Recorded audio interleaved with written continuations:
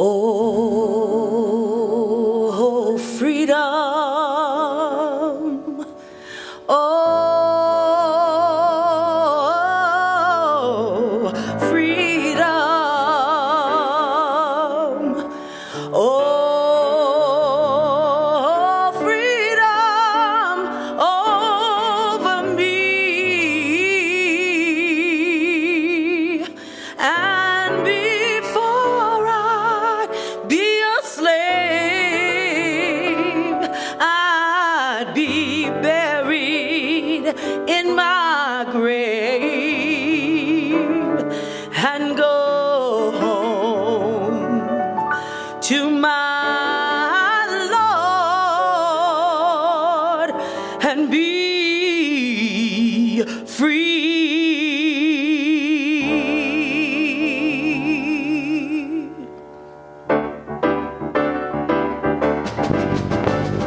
No more crying, no more crying, no more crying over me. Yeah.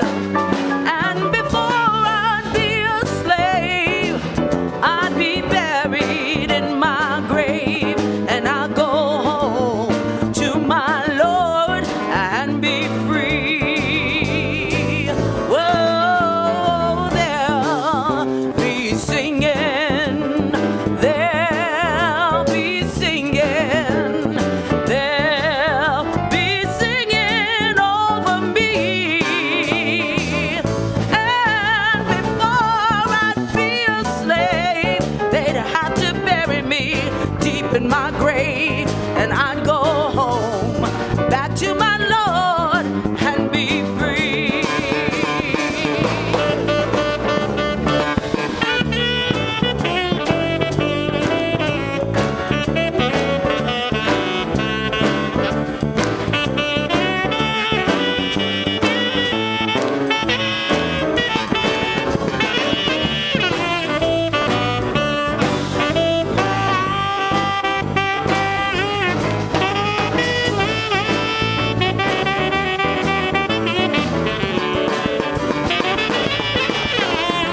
There'll be glory, there'll be glory, there'll be glory over me. Yeah, before I'd be a slave, I'd be buried down in my grave, and I've got to go home to my Lord and be free. Sing with me. Oh, freedom. Oh, freedom. Oh, freedom over me. And before I'd be a slave, I'd be buried in my grave and go home to my Lord and be free. Yeah, free.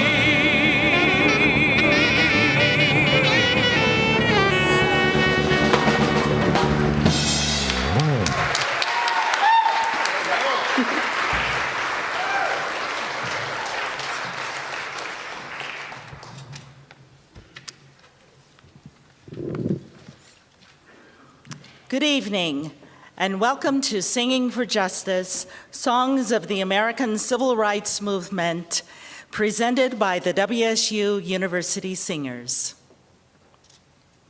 Tonight's program will showcase an important chapter in the history of our country. We have gathered here in honor of Black History Month, and certainly the Civil Rights Movement was a key event in that story. As we all know, the movement centered on the rights, protests, and leadership of Black Americans as they struggled to address a shortcoming of American society. The Civil Rights Movement is an important period in American history. Throughout the movement, African Americans were supported by other Americans of all colors, races, and ethnicities. As the movement pushed America towards the ideals of democracy, freedom, and equality, the Civil Rights Movement impacted the lives of us all. Tonight, we will celebrate the movement's history by focusing on its music. African American cultural traditions were an integral part of civil rights efforts, especially singing and song. The music of the Civil Rights Movement grew out of Black vocal traditions that go back to Negro spirituals and slave songs, and that led to gospel and the blues. Movement music was tied to this musical tradition, as well as a tradition of protest songs from the American labor movement. During the Civil Rights Movement, ordinary people did extraordinary things. The era was made of people of all ages, from different backgrounds, taking extreme risk and showing great courage. Music helped them maintain their bravery in the midst of terror and raise their spirits in the face of defeat. Police could arrest a Black person, they could demean them, but they could not stop them from singing. Freedom fighter John Lewis put it this way: "It was the music that gave us the courage, the will, the drive to go on in spite of it all." Now let us turn to the movement and its music.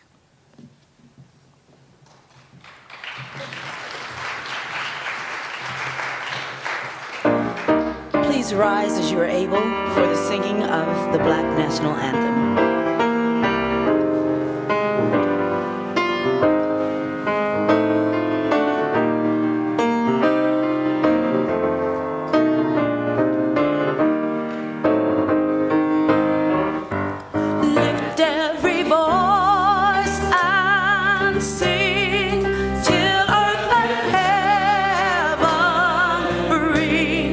Ring with the harmony.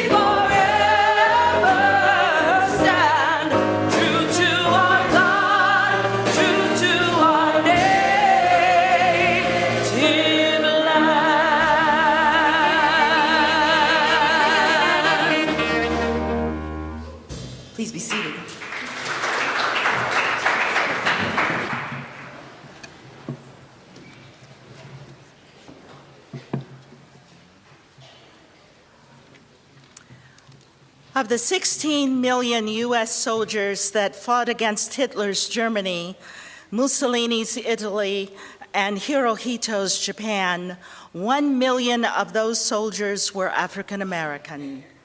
As they risked their lives fighting oppression around the globe, they could not ignore the injustice they and their families experienced at home. Black soldiers served in segregated units and traveled through the U.S. on segregated trains, while German and Italian prisoners were granted admission into whites-only rail cars. They also found troubling contradictions when they were accepted and respected while in Italy and France, but returned to American apartheid in schools, transit, housing, voting, and employment. As World War II came to a close, many soldiers felt a determination to do something to address racial inequities, and this was a major inspiration of the civil rights movement.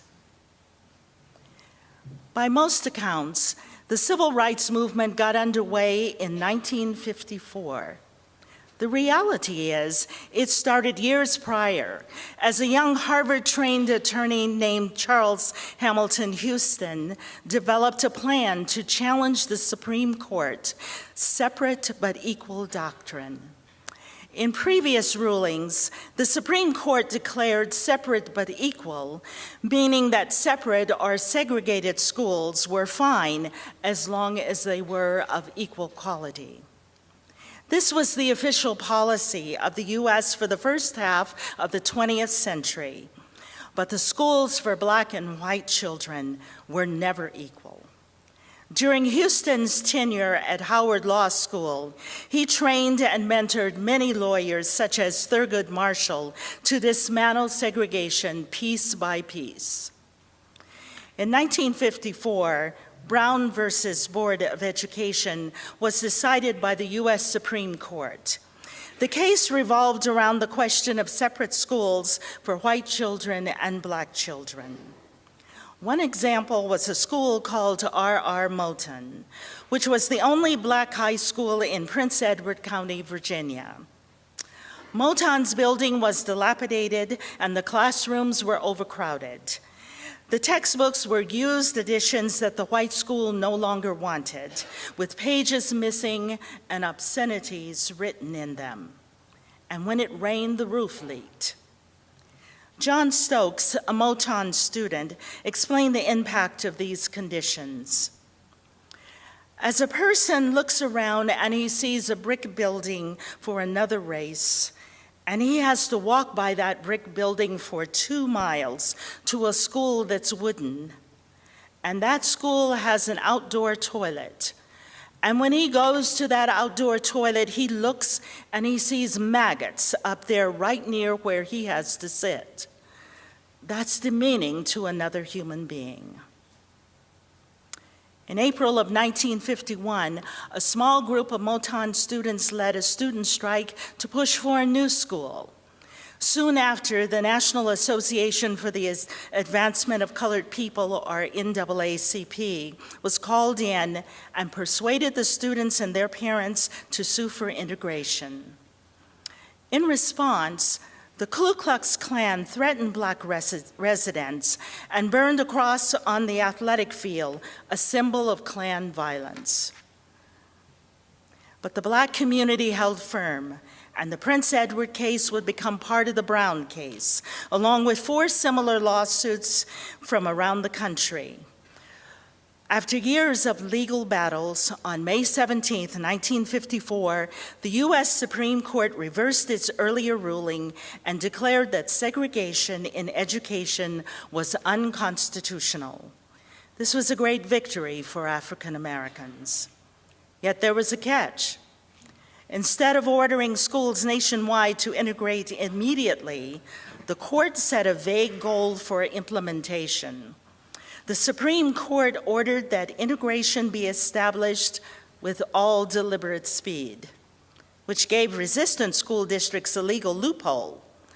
In some cases, it took 10 years or more to comply. Indeed, laws would not be enough. A movement was needed to ensure that the legal reforms were enforced.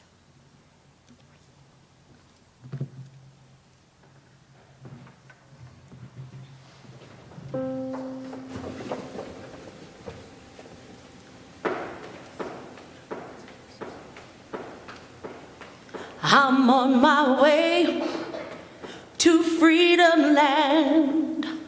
I'm on my way to freedom land. I'm on my way to freedom land.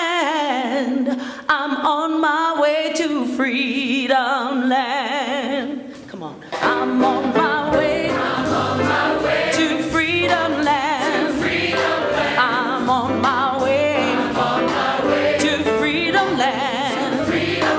I'm on my way. I'm on my way to freedom land. Yeah, I'm on my way to freedom land.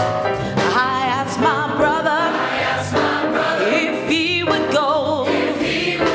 I asked my brother if he would go. I asked my brother if he would go. Oh, I'm on my way to freedom land. If no one goes, then I will go. If no one goes, then I will go. If no one goes, then I will go. Oh, I'm on my way to freedom land.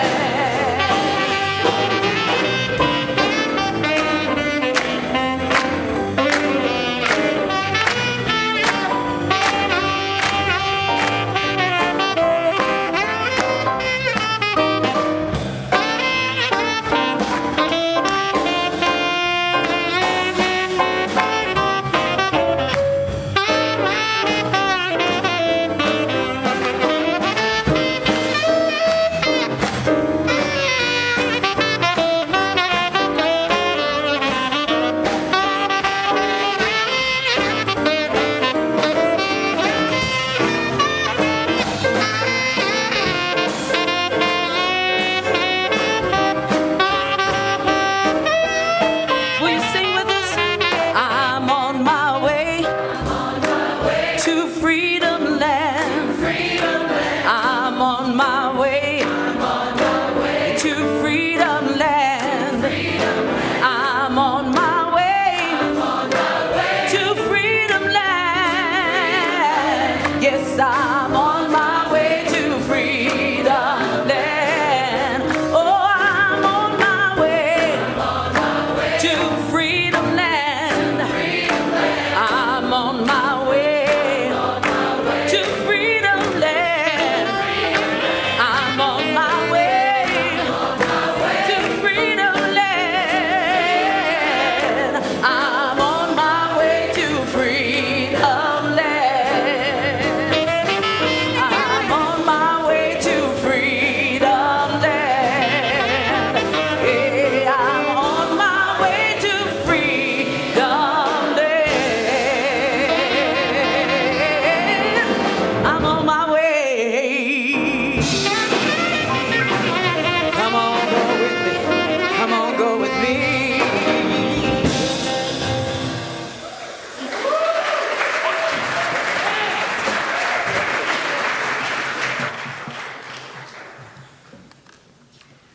Sometimes as we look back in history to a time we have not personally known, it can be hard to imagine what it was like. This is also true as we try to understand each other's experiences across differences of race, class, and gender. At this time, African Americans experienced violence directed at them from white Americans, which was an all too common feature of American life at the time. One example came in 1955, 1 year after Brown versus Board. That year, a 14-year-old boy from Chicago named Emmett Till was killed in Money, Mississippi for violating the social customs of Jim Crow segregation. Till's mother sent him to Mississippi to visit some relatives. When he left, she told him, "Be careful. If you have to get down on your knees and bow when a white person goes past, do it willingly." But like many 14-year-olds, Till did not heed his mother's warnings. One day during his vacation in Mississippi, some local boys dared him to speak to a white woman working in a store. Following a double dare, Till reportedly said, "Bye, baby," and left. What was his crime? He jokingly said, "Bye, baby," to a white woman. Such an act was not taken lightly at this time in the South. Romantic interactions between black males and white females, no matter how benign, were taboo. In some cases, there were even laws against reckless eyeballing or black men looking at white women the wrong way.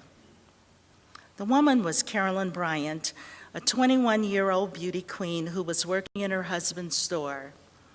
3 days later, Bryant's husband, Roy, and his half-brother, John Millam, seized Till in the middle of the night with the intention of teaching him a lesson.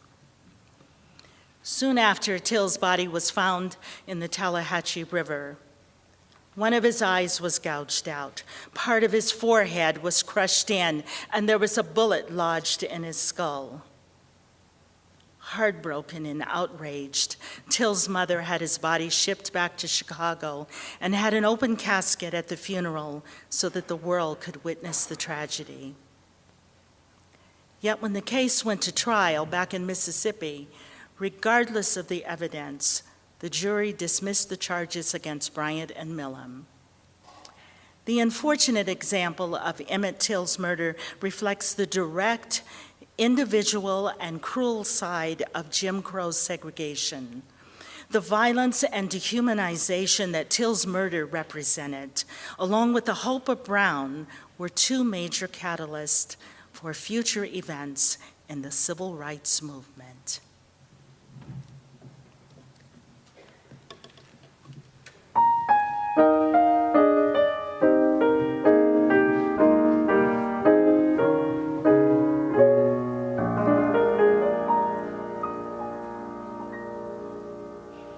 I was born by the river in a little tent. No, just like the river, I've been running ever since. It's been a long time coming. But oh, I know, a change is gonna come. Oh, yes, it will. It's been too hard living, but I'm afraid to die, 'cause I don't know what's out there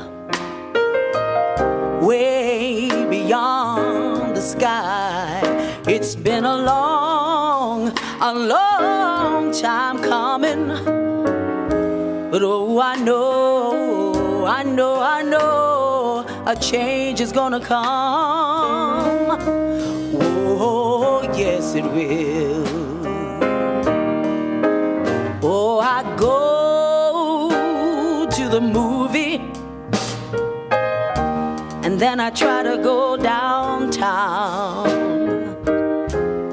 But it seems somebody out there is always telling me not to hang around.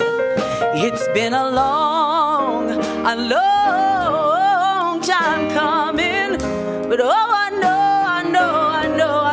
know, a change is gonna come. Whoa, yes it will. And then I go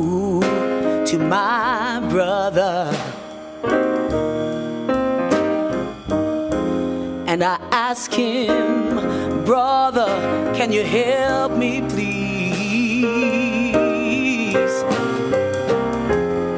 Oh, but he winds up knocking me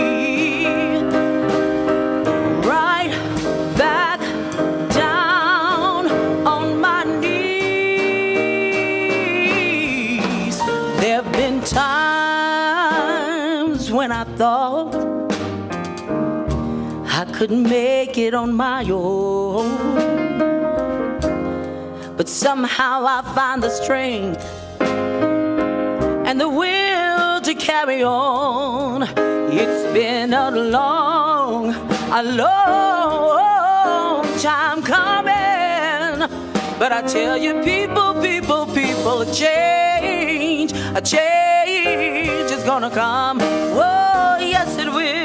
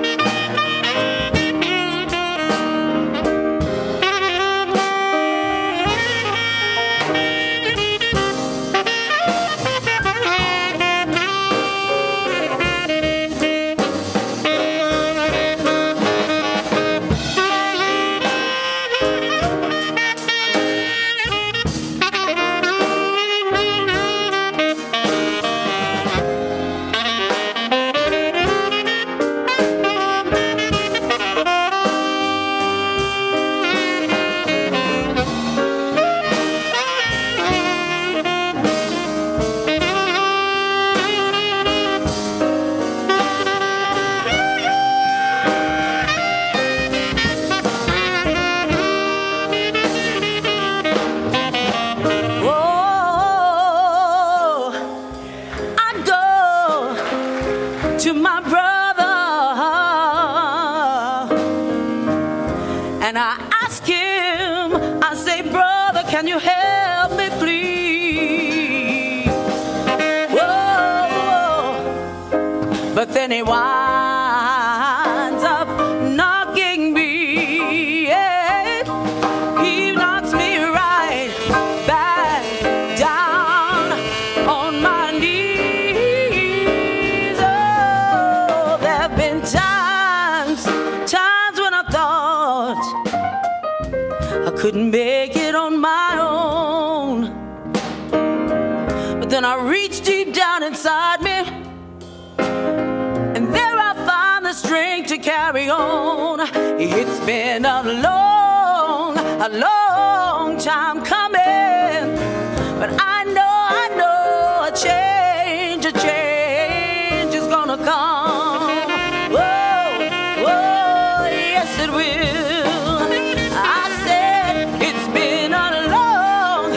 Long time coming. Oh, I know, deep in my heart, I know a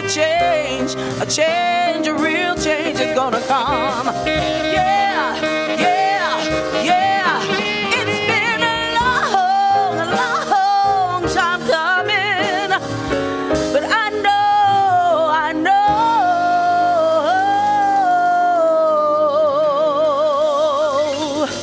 a change is gonna come. Oh, yes it will. Yes it will. Yes it will. Yes it will.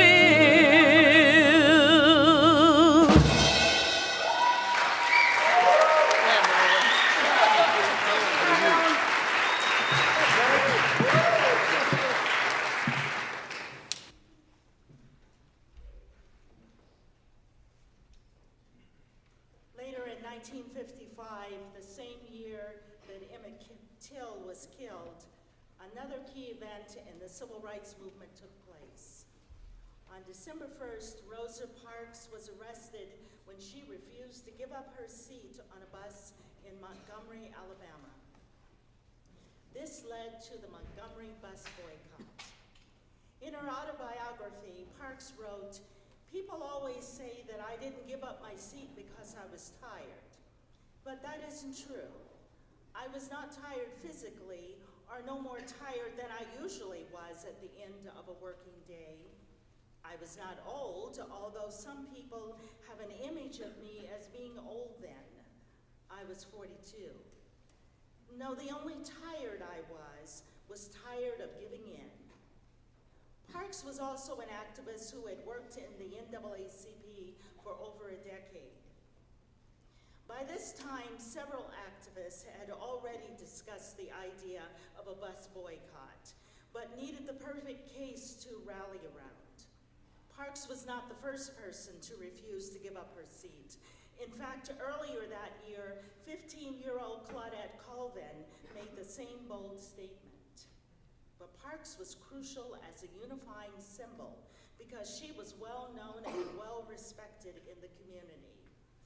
So once word got out about her arrest, planning for the boycott quickly got underway. The bus system was a focal point for protest for a number of reasons. Black riders had to give up their seats for white riders. They had to stay out of the first 10 rows, which were reserved for whites, and stand next to empty seats if the black section was full. Blacks were often asked to pay in the front of the bus, then exit and re-enter through the rear door. And occasionally, the bus driver would pull away before they reboarded.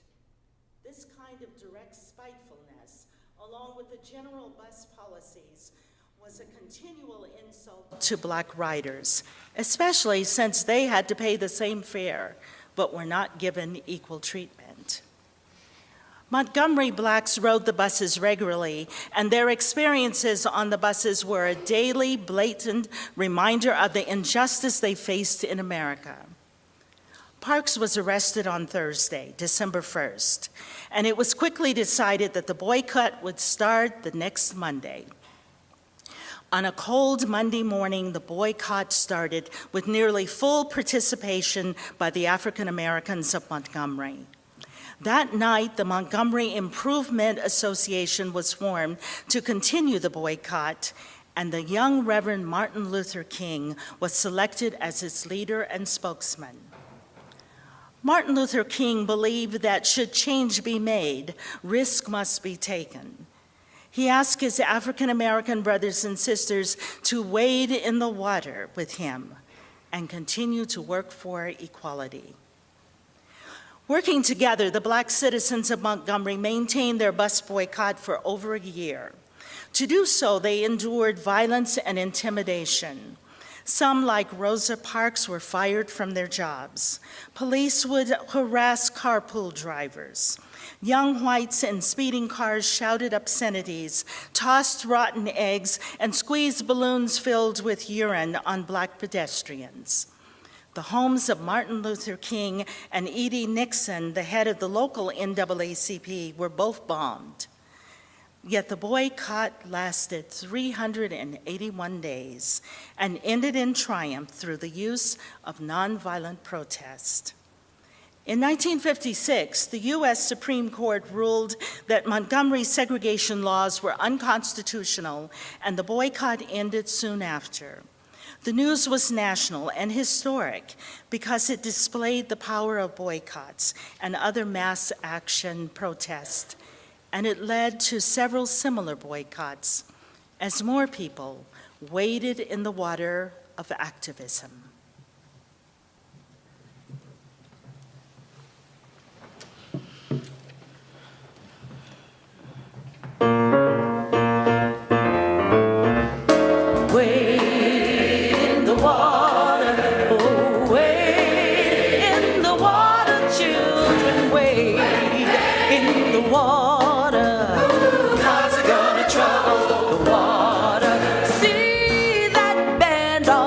In white, God's gonna trouble the water.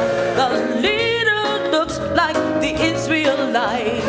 God's gonna trouble the water. Come on and wade in the water. Whoa, wade in the water. Come on, children, and wade in the water. God's gonna trouble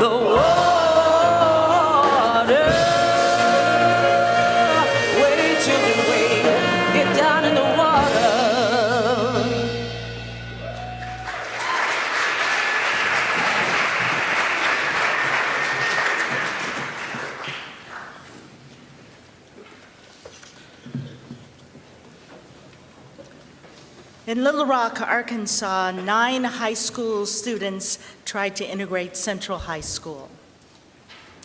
After 3 years of delays and negotiations, it was decided that 9 Black students would enroll in Central High in the fall of 1957. There were 6 young ladies and 3 young men that became known as the Little Rock Nine. Their experience throughout the school year would be full of challenges and require great courage. First, the governor sent National Guard troops to stop the students from entering the school. When Elizabeth Eckford tried to enter the school for the first time, guardsmen used their bayonets to block her path, and an angry mob shouted, "Lynch her! Lynch her!" About 3 weeks later, following a federal court order removing the governor's troops, the students again tried entering the school. This time they got inside, but soon had to leave because the school was overrun by angry whites who threatened to lynch them. Responding to domestic and international pressure, President Eisenhower reluctantly sent federal troops to protect the Black students. Once school got underway, the turmoil continued. While some white students were nice to the Blacks, many others shunned and abused them and their white friends. Gloria Ray was shoved down a stairwell and forced to dance as firecrackers were thrown at her feet. Melba Patillo was doused with raw eggs and nearly blinded by a chemical thrown at her eyes. Despite the hardships, the Little Rock Nine persevered, and at the end of their first year, Ernest Green, a senior, graduated.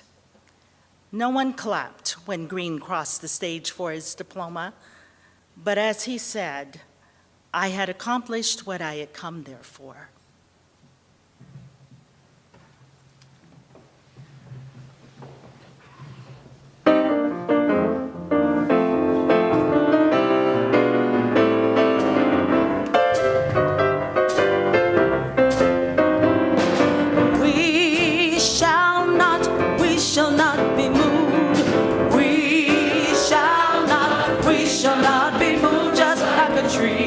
That's planted by the water, we shall not be moved. Though all hell assailed us, we shall not be moved. Though all hell assailed us, we shall not be moved. Just like a tree that's planted by the waters, we shall not be moved. Oh, Jesus will not fail us, we shall not be moved. Jesus will not fail us, we shall not be moved. We're like a tree planted by the waters, we shall not be moved.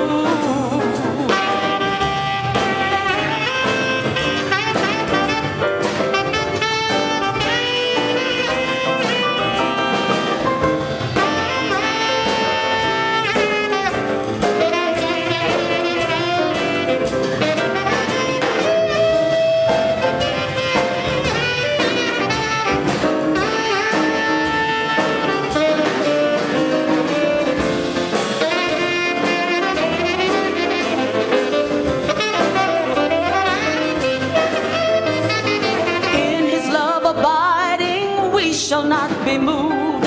In his love abiding, we shall not be moved. Just like a tree that's planted by the waters, we shall not be moved.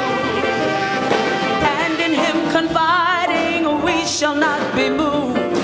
And in him confiding, we shall not be moved. We're like a tree that's planted by the waters. No, we shall not.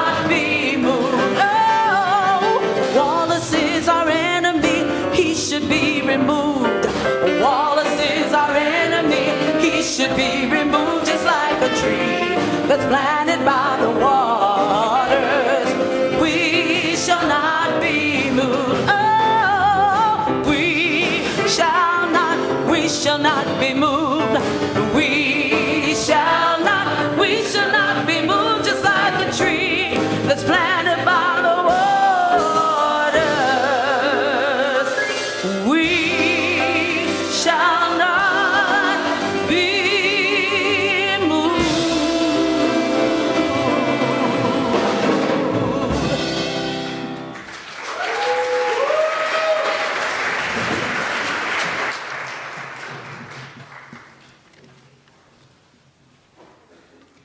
Beginning in 1960, the civil rights movement added new dimensions, particularly as younger activists moved into roles of leadership.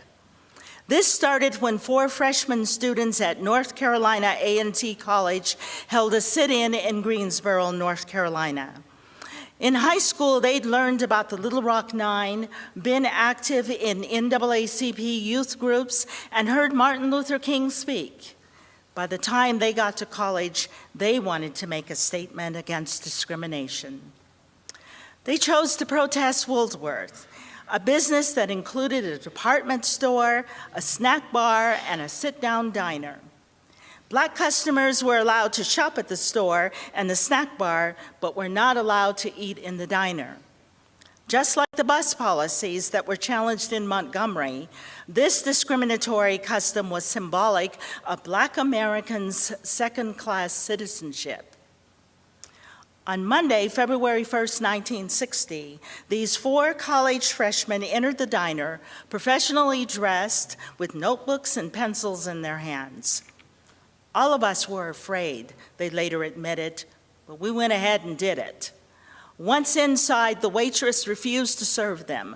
A few customers cursed them, and the manager tried to have them arrested. Yet they were not arrested or harmed that day.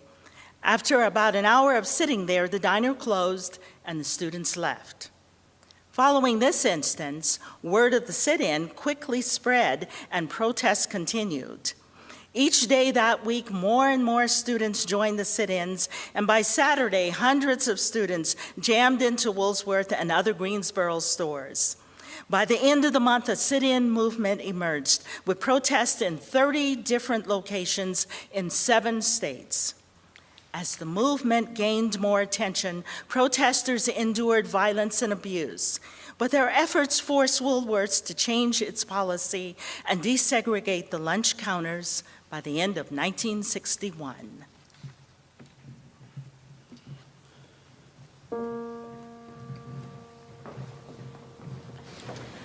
I'm gonna sit at the welcome table. I'm gonna sit at the welcome table one of these days. Hallelujah. I'm gonna sit at the welcome table. I'm gonna sit at the welcome table one of these days. I'm gonna be a registered voter. I'm gonna be a registered voter one of these days. Hallelujah. I'm gonna be a registered voter. I'm gonna be a registered voter one of these days. Oh Lordy, I'm gonna feast on milk and honey. I'm gonna feast on milk and honey one of these days. Hallelujah. I'm gonna feast on milk and honey. I'm gonna feast on milk and honey one of these days. Whoa, I'm gonna sit at the welcome table. I'm gonna sit at the welcome table one of these days. Hallelujah. I'm gonna sit at the welcome table. I'm gonna sit at the welcome table one of these days.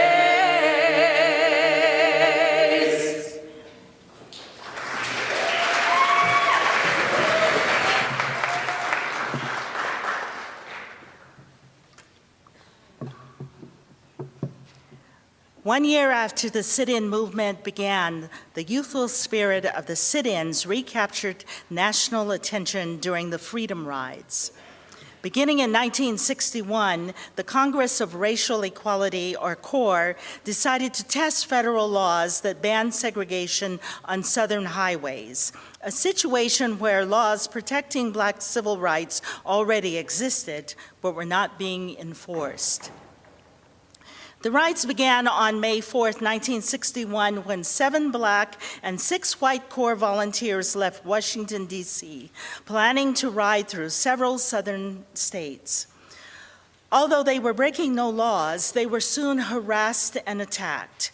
In South Carolina, Freedom Riders were punched and kicked when they tried to enter a whites-only bus station waiting room. In Alabama, the bus was stopped, set on fire, and the Corps volunteers suffered a brutal beating. Faced with the mounting violence and the refusal of the Kennedy administration to intercede on behalf of the lawful Freedom Riders, a successful protest meant simply completing the journey. As the volunteers were injured or jailed, new ones came to replace them. On May 24th, the Freedom Rides reached Jackson, Mississippi. This would mark the official end of the campaign, but similar Corps protests would continue throughout the year. In November, the Interstate Commerce Commission implemented regulations prohibiting segregation in bus and train terminals. And although some localities continued to defy the policies, this was another victory for the civil rights movement. In the second half of our program, we will learn about how the civil rights movement continued to break down barriers. As we break for intermission, pause and reflect on this vibrant history.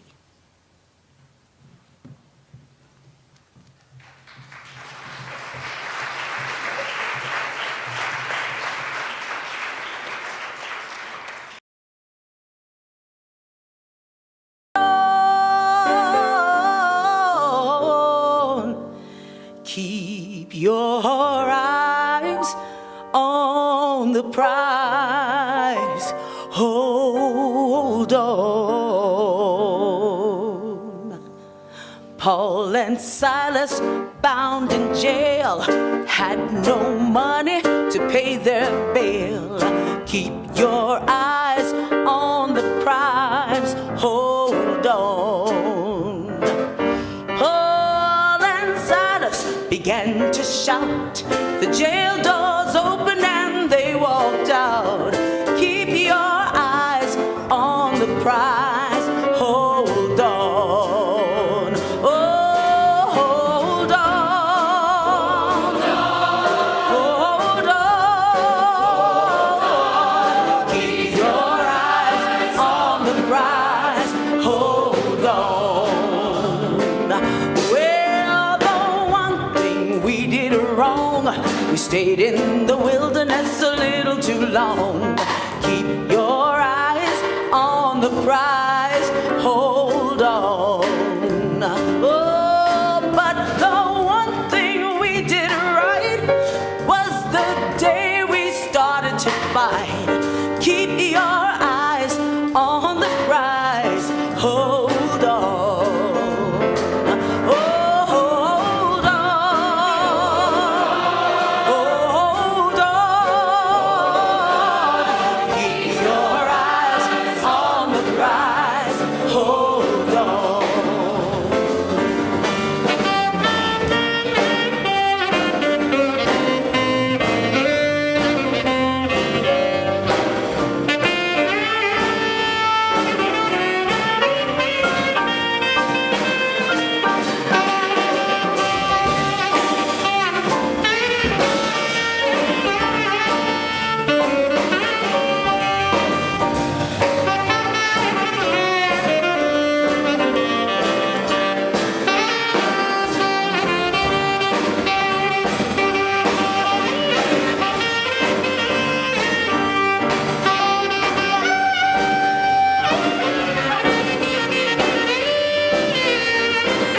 Freedom's name is mighty sweet. Soon one day we're gonna meet. Keep your eyes on the prize. Hold on. I've got my hand on the gospel plow. I wouldn't take nothing for my journey now. Keep your eyes on the prize. Hold on. Hold on.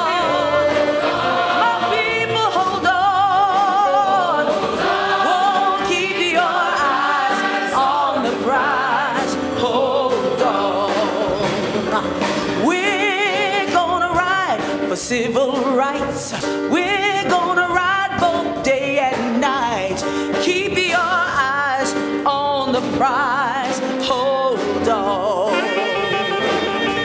We're gonna board that big Greyhound, and we're gonna ride it from town to town. Keep your eyes on the prize. Hold on.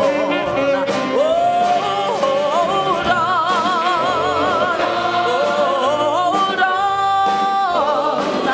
Keep your eyes on the prize. Hold on. Oh, hold on. Oh, people, hold on. Keep your eyes on the prize. Hold on. Yes, keep your eyes on the prize. Hold on. Keep your eyes on the prize. Hold on. Hold on. Hold on. Hold on.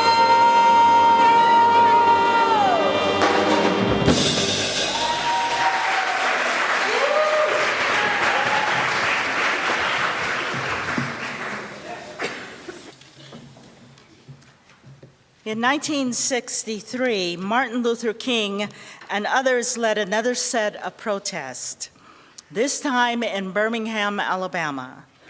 Named Project Confrontation, or Project C, this campaign was intended to use nonviolent protest to provoke a response from local officials, causing them to show the violence and cruelty that maintained racial segregation.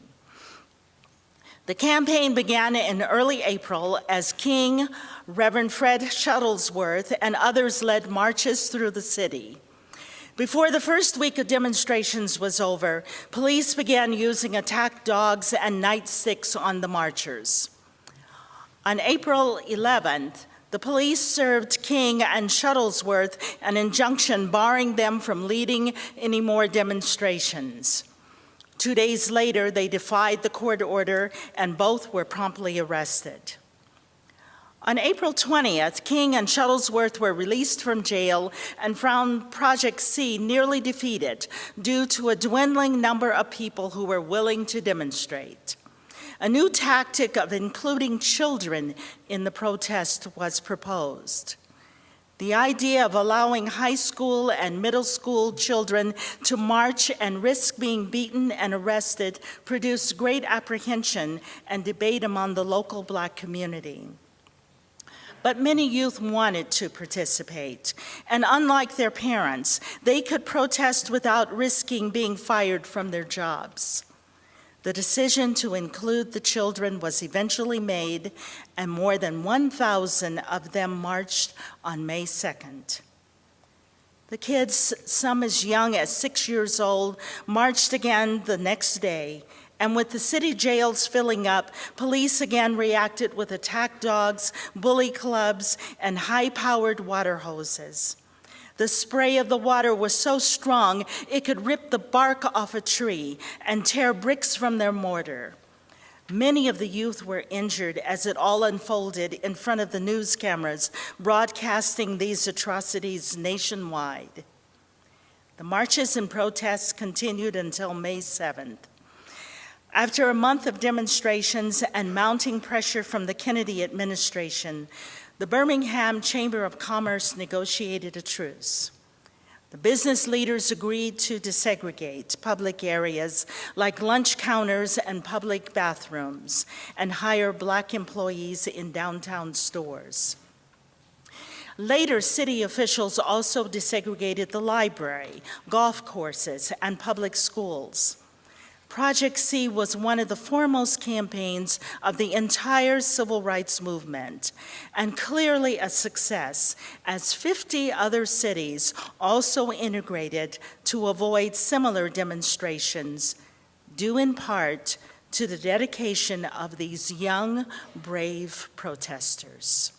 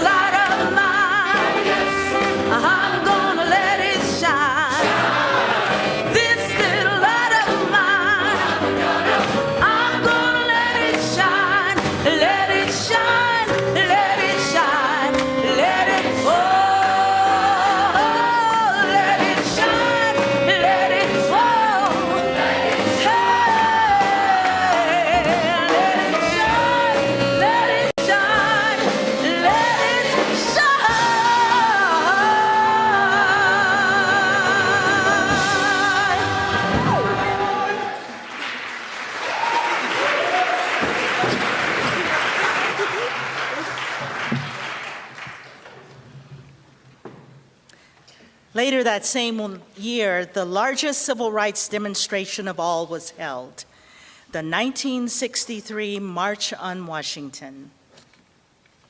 The theme of the march was jobs and freedom.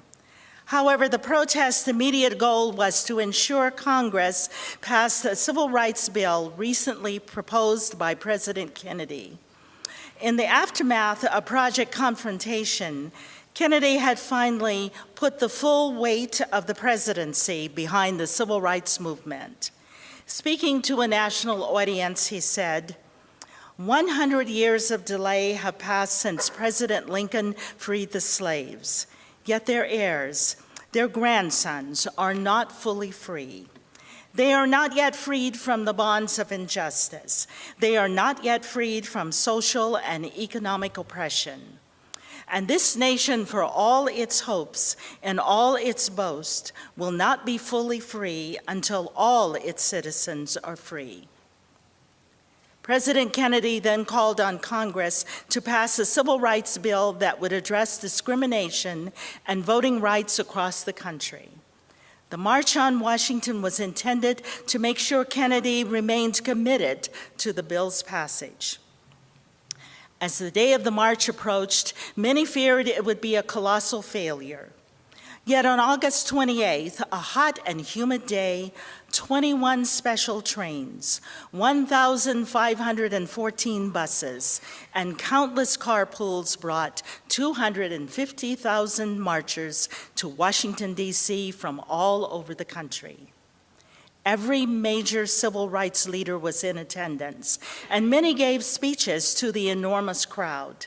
Several celebrities of the time also attended, such as Lena Horne, Paul Newman, Harry Belafonte, Charlton Heston, Sammy Davis Jr., and Marlon Brando. The festive event featured music performances by Joan Baez, Peter, Paul and Mary, and the SNCC Freedom Singers singing Blowin' in the Wind. More than 2,000 journalists covered the march, broadcasting the developments nationally and internationally.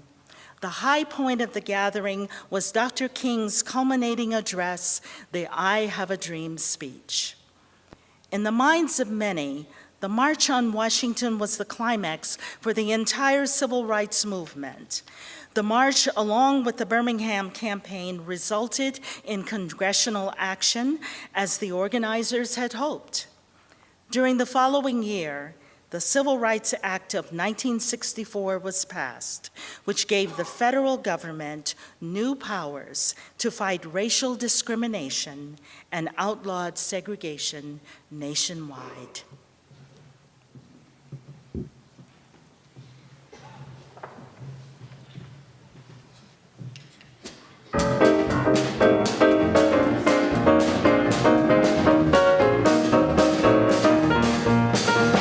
I woke up this morning with my mind stayed on freedom. I woke up this morning with my mind stayed on freedom. I woke up this morning with my mind stayed on freedom. Hallelujah, hallelujah. Hallelujah.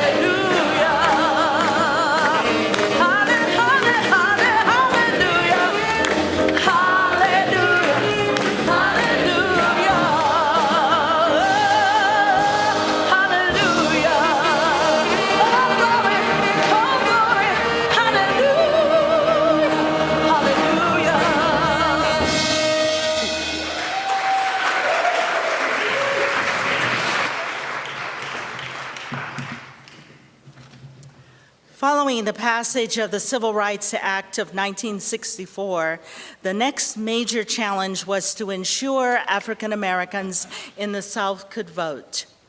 Technically, blacks got voting rights in 1870 with the passage of the 15th Amendment to the U.S. Constitution. But they were effectively denied this constitutional right through a network of local voting restrictions, such as expensive poll taxes, threats, intimidation, and even dishonest literacy tests.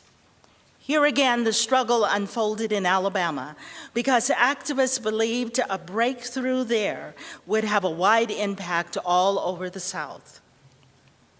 Beginning in 1963, members of the Student Nonviolent Coordinating Committee, SNCC, began a campaign to register voters in Selma, Alabama, and other nearby towns. Despite modest success, the effort was overwhelmed by harassment and abuse from local officials, particularly after a local newspaper printed pictures and names of those trying to register. By 1965, the campaign was nearly destroyed, so the organizers asked Dr. King and his organization to help, and King agreed. On January 18, 1965, King and John Lewis of SNCC led a march and attempt to register black voters. Then on February 1st, King was again arrested.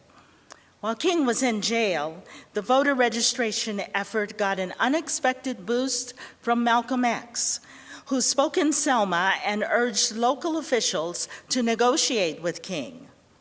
He said the white people should thank Dr. King for holding people in check, for there are others who do not believe in these measures. The marches to the courthouse continued into February amid thousands of arrests. A turning point came on February 18th. That day, in a town near Selma, a group of civil rights protesters again attempted to register and were brutally beaten by Alabama state patrolmen. Among the turmoil, a 26-year-old Army veteran named Jimmy Lee Jackson was shot as he tried to protect his mother from the policeman's blows. Jackson later died from this wound. Enraged by news of the death, the activists planned a 5-day march from Selma to Montgomery to confront the governor and express their anger. As the planned action drew near, King fled to Atlanta because he had received an unprecedented amount of death threats. On Sunday, March 7th, 600 participants left Selma's Brown Chapel 2 by 2, singing, "Ain't Gonna Let Nobody Turn Me Round," and marched several blocks crossing the Edmund Pettus Bridge. Once they crossed, they were halted by a mass of state troopers. The mayor shouted in a bullhorn that the demonstrators had 2 minutes to turn around and go back to your church. You will not be allowed to march any further. The protesters bravely stood their ground, and the troopers attacked. What resulted was the most savage police riot of the civil rights era. The troopers blinded the marchers with tear gas, then beat them with nightsticks. One trooper swung a rubber tube with barbed wire wrapped around it. Men, women, and children were savagely beaten. John Lewis suffered a fractured skull, and 5 women were beaten unconscious. A 14-year-old girl had to have 7 stitches in her face and 28 more in the back of her head. This day would come to be known as Bloody Sunday. Television news programs broadcast footage of Bloody Sunday, prompting thousands of blacks and whites to flood the White House with letters calling for abuse to stop. King returned on March 9th and led another unsuccessful march. To protect the third attempt, President Lyndon Johnson federalized the Alabama National Guard and sent 2,000 Army troops, FBI agents, and U.S. Marshals along with 12 planes and helicopters to prevent sniper and bomb attacks. On March 21st, a multiracial body of 3,200 set out again and reached Montgomery on the 25th. Reaching the state capitol, King gave another powerful speech, and the joyous crowd sang, "We shall overcome." With all the tragic events of the Selma campaign, Johnson and the Congress again had to respond. In 1966, Congress passed the Voting Rights Act that would enforce the 15th Amendment and remove literacy tests and other voting restrictions. This legislation, along with the Civil Rights Act, were the two crowning achievements of the civil rights movement.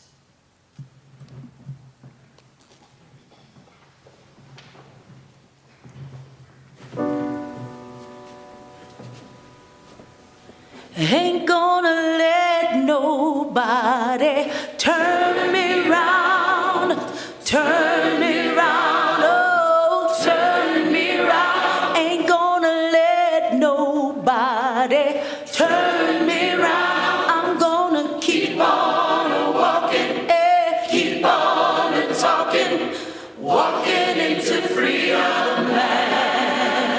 Ain't gonna let segregation turn me round. No, no, no, turn me round. No, turn me round. Ain't gonna let segregation turn me round.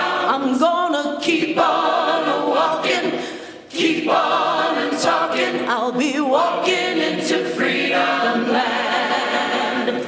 Ain't gonna let racism turn me round. No, no, no, turn me round. It won't turn me round. Ain't gonna let racism turn me round. I'm gonna keep on walking, keep on talking, walking into freedom land. Ain't gonna let no hatred turn me round. No, Lord, turn me round. No, turn me round. Ain't gonna let no hatred turn me round. I am gonna keep on walking, Lord, keep on talking. Jesus, walking into freedom land. Ain't gonna let injustice turn me round. No, turn me round. It won't turn me round. Ain't gonna let injustice turn me round. I'm gonna keep on walking. I'm gonna keep on talking. I'll be walking into freedom land. Ain't gonna let no jail cell turn me round. No, it won't turn me round. Won't let it turn me round. Ain't gonna let no jail cell turn me round. I'm gonna keep on walking. I will keep on talking. You'll find me walking into freedom land. Oh, ain't gonna let nobody turn me round. Oh, turn me round. Oh, turn me round. Ain't gonna let nobody turn me round. I'm gonna keep on walking. Watch me. Keep on talking. Come with me. Keep on walking. I'll be there. Keep on talking. I will keep on. Jesus is my captain. I will follow him. I'll be going there. I won't let it turn me. I won't let nothing turn me. I am going there. I am going there. I am going there. Oh, I'll be walking. I'm gonna be walking into freedom land.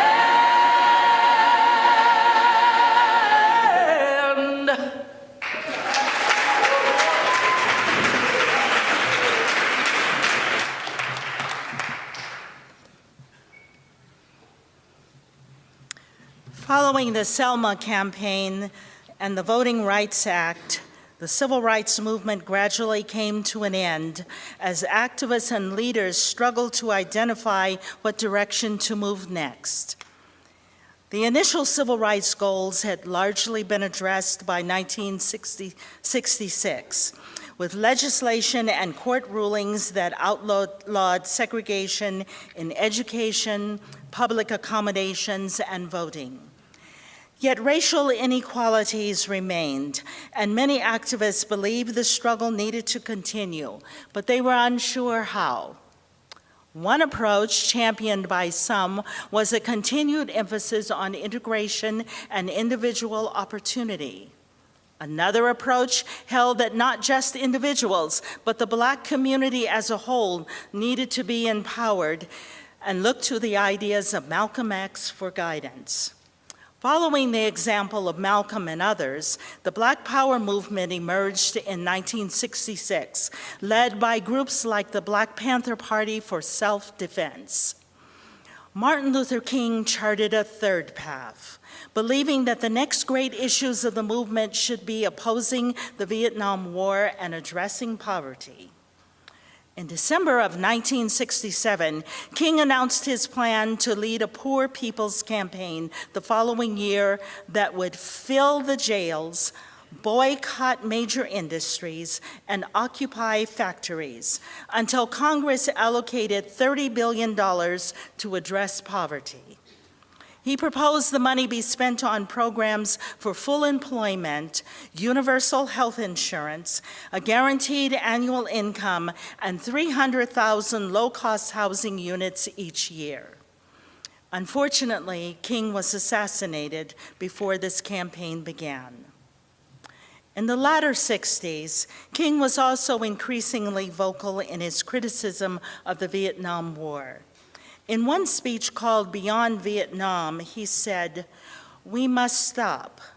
I speak as a child of God and a brother to the suffering poor of Vietnam. I speak for those whose land is being laid waste, whose homes are being destroyed, whose culture is being subverted. I speak of the poor of America who are paying the double price of smashed hopes at home and dealt death and corruption in Vietnam. I speak as a world citizen. I speak as one who loves America. To the leaders of our own nation, this great initiative in this war is ours. The initiative to stop must be ours." In the same speech, King also criticized American society, saying that we as a nation must undergo a radical revolution of values that would shift from a thing-oriented society to a person-oriented society. Dr. King was widely criticized for making statements like these, even by other civil rights leaders. And these statements may have also led to his assassination. King gave the Beyond Vietnam speech on April 4th, 1967, and on the same day, 1 year later, he was assassinated. In a tragic final irony, Martin Luther King, the champion of nonviolence, was shot dead on a hotel balcony in Memphis, Tennessee.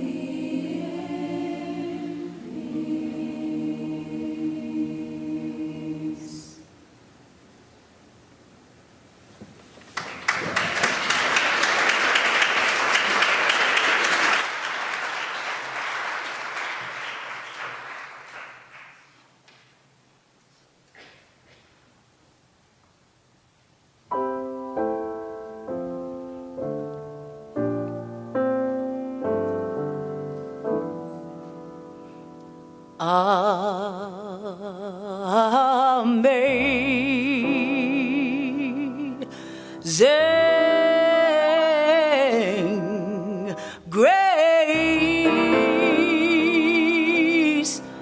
how sweet, oh, the sound that saved a wretch like me.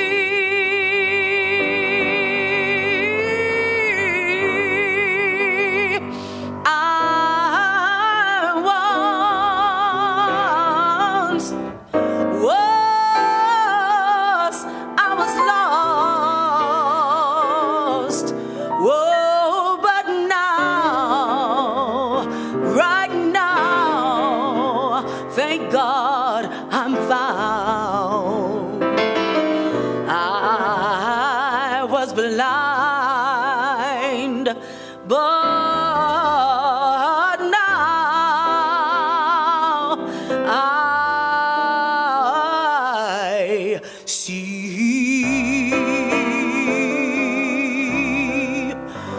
'Twas His grace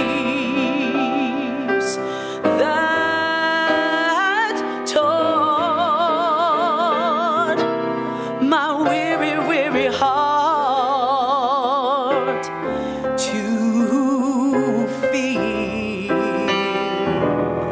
and that very, very same grace all my fears, everyone was relieved. Yes, how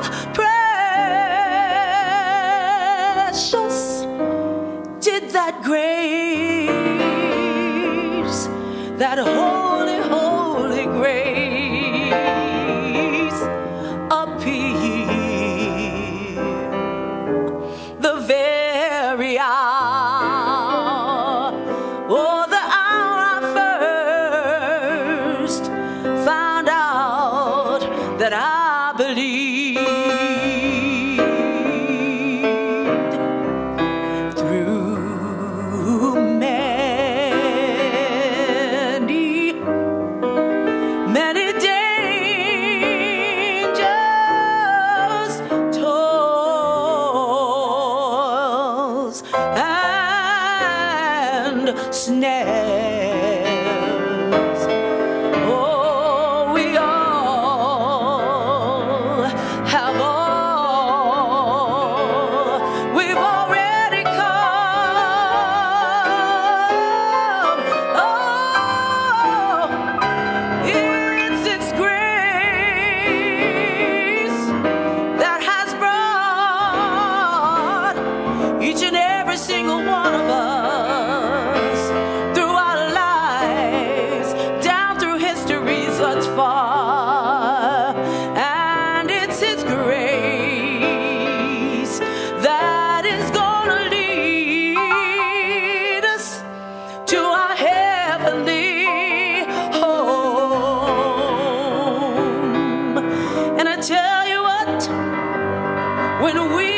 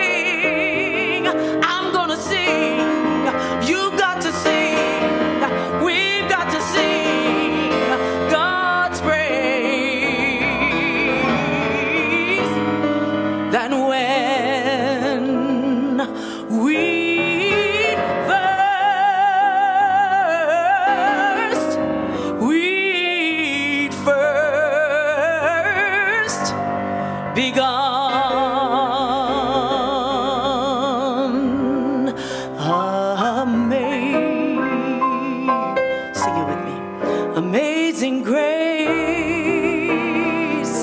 how sweet the sound that saved a wretch like me.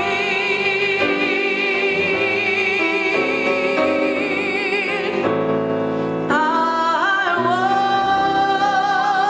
once was lost, but now am found. Was blind, thank you, Jesus, but now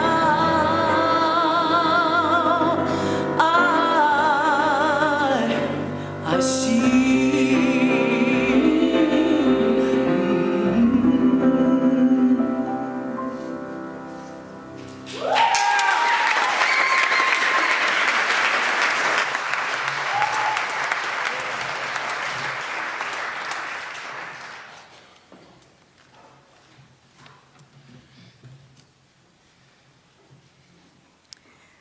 Now, as we conclude tonight's program with the memory of this great man and the memory of the scores of great women and men that created this great movement, let us ponder the successes of the past and weighty challenges that remain. As King said, let us rededicate ourselves to the long, bitter, but beautiful struggle for a new world. We all have a choice about what principles to hold, what values to support. And as King concluded, if we will but make the right choice, we will be able to speed up that day all over America and all over the world, when justice will roll down like waters and righteousness like a mighty stream.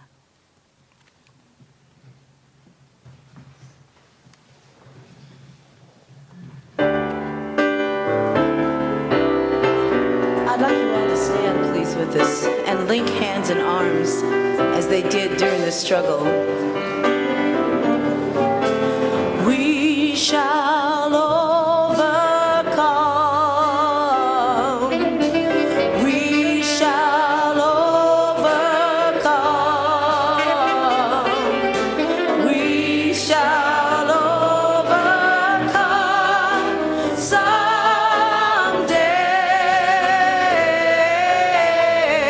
Oh, deep in my heart,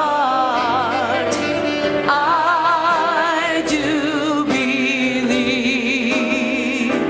that we shall overcome someday. The Lord shall see us through. The Lord shall see us through. The Lord shall see us through. The Lord shall see us through someday.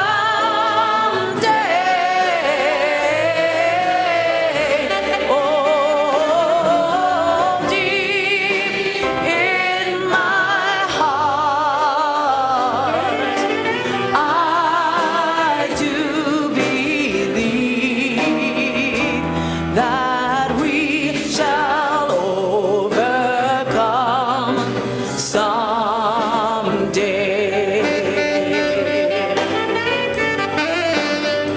We'll march to victory. We'll march to victory.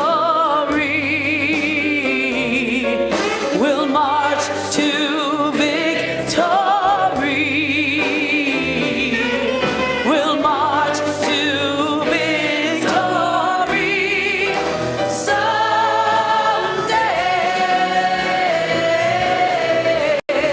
Oh, deep in my heart,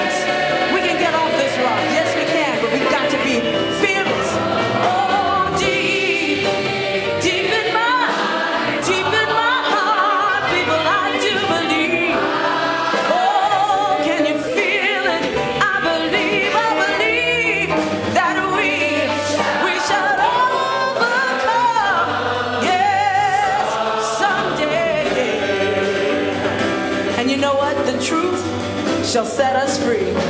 The truth shall set us free. We demand the truth shall set us free.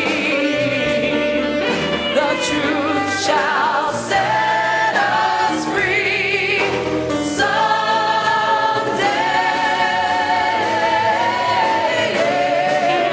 Oh, deep in my heart, oh yes, I really, really, really do believe. Oh, I believe that we shall overcome someday.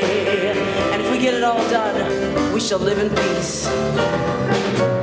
We shall live in peace. We shall live in peace. We shall live in peace someday. Oh, deep in my heart, yes, I do believe. I believe we shall overcome. We shall overcome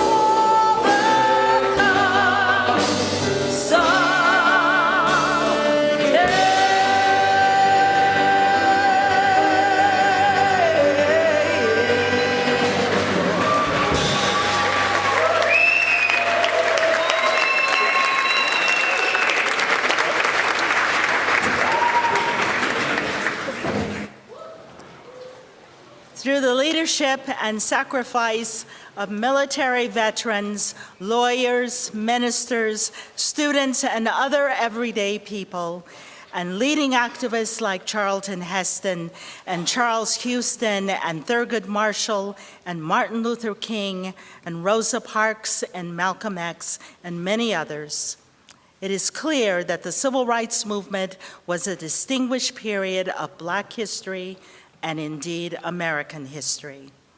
With that past, we see a tradition of African American struggle, pride, and patriotism that is now witnessed with the presidency of Barack Obama. Despite the notable successes of the last few decades, challenges remain. Therefore, join me in taking this occasion to recommit yourself to the charge for social equality. Thank you.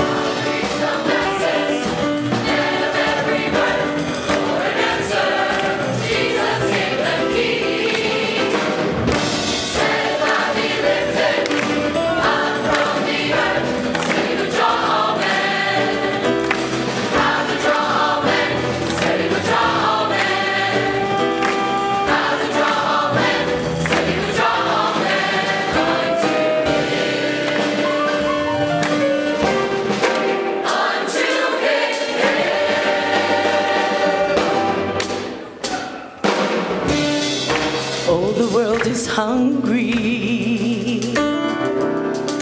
for the living bread. Come on and lift the Savior up for all men to see.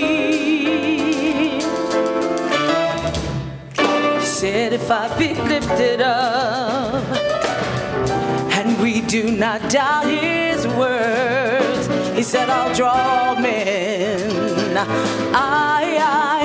He said, I'll draw all men.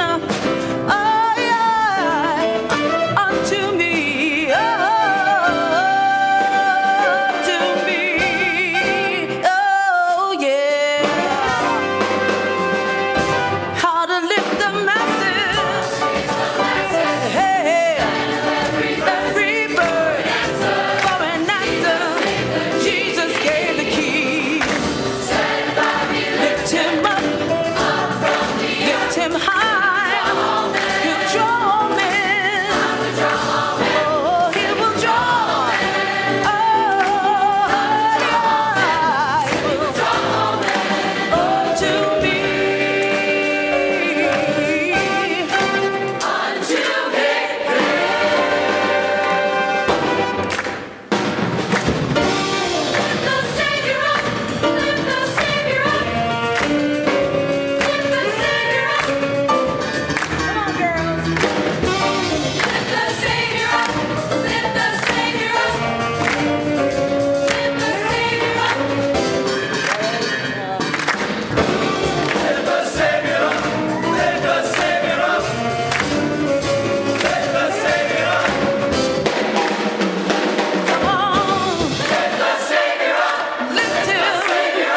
Lift him up high. Let all men see Jesus through you. Lift the Savior up. Come on, come on. Lift him. Oh. Lift him. He said, I'll draw men unto me if they can see me again. Lift him up, Lord. You gotta lift the Savior, lift him up, yeah. Come on, people. He will draw all men, draw us together, yeah. Lift the Savior up.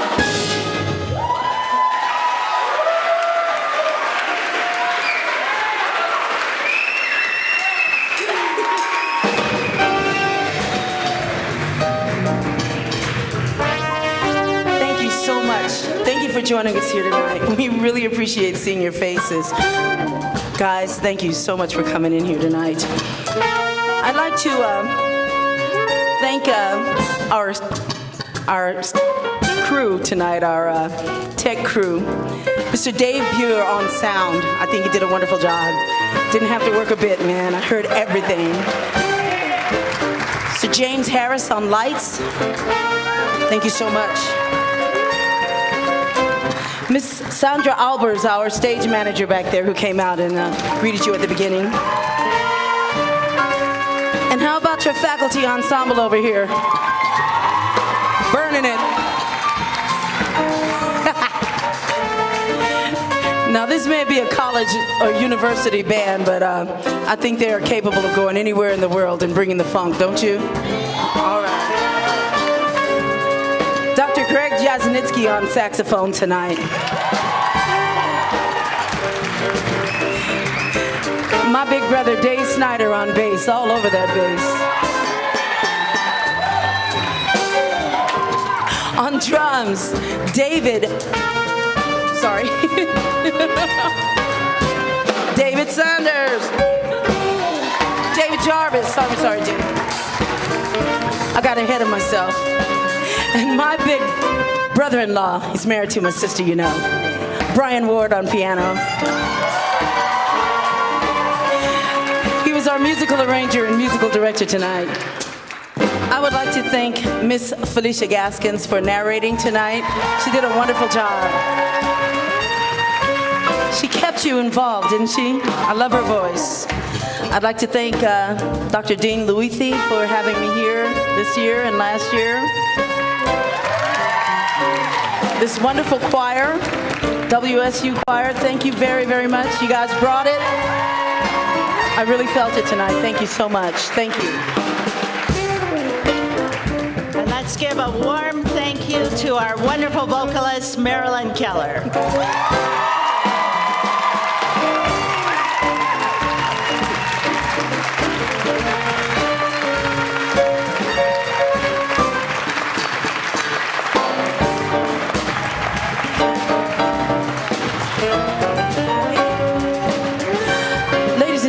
should know that this entire script and this show was conceived and written and scripted by your doctoral student, Dr. Mark Robinson, who's right here in the audience with you. My friend. PhD! It works. I want to see this being done all over the country and all over the world, so we're going to work on that, okay? As a university group, we're going to get that done, all right? Thank you very much for joining us tonight. Choir, let's go. Got a little bit more of a taste for you here. Stick around.